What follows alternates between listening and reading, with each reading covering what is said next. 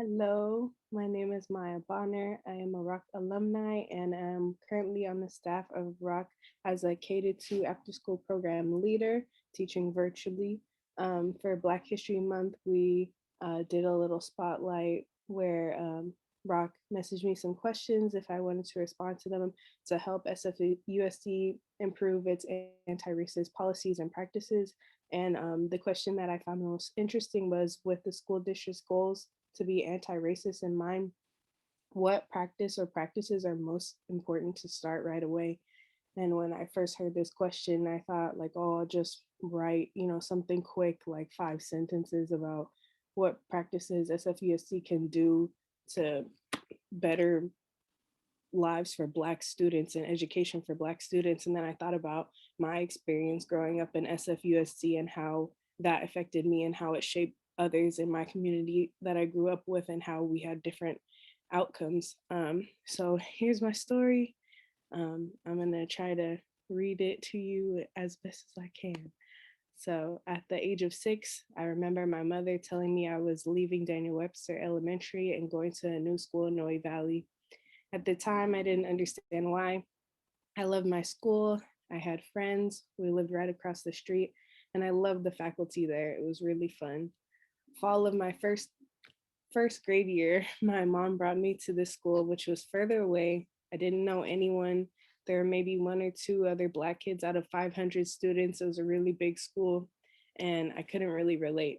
Then I didn't realize it, but my mom made a huge decision for bettering the chances for my higher education and the progression of my future.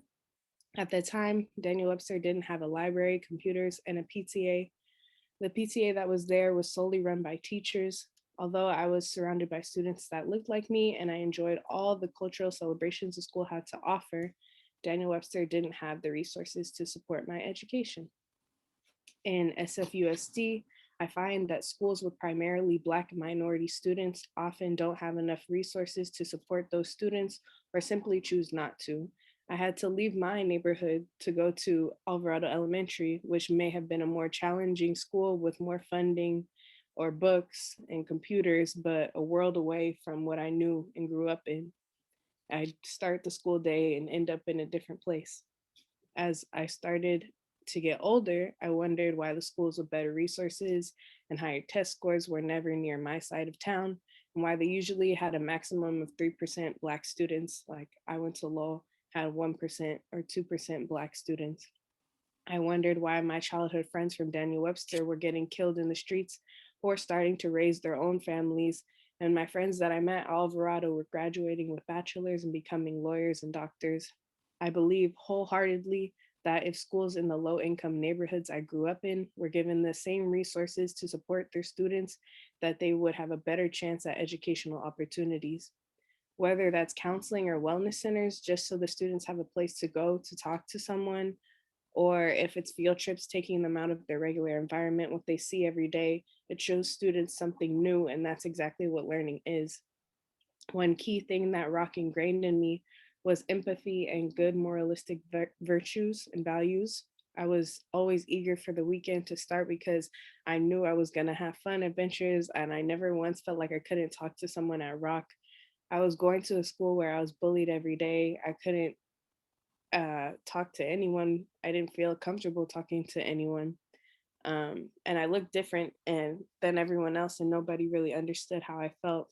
Empathy was a key lesson worth adding, or is a key lesson worth adding to the SFUSD curriculum, because learning to step out of your own perspective and trying to understand someone else's is impertinent in society today. If SFUSD wants change, then it must address the problems that its students are yelling to be heard.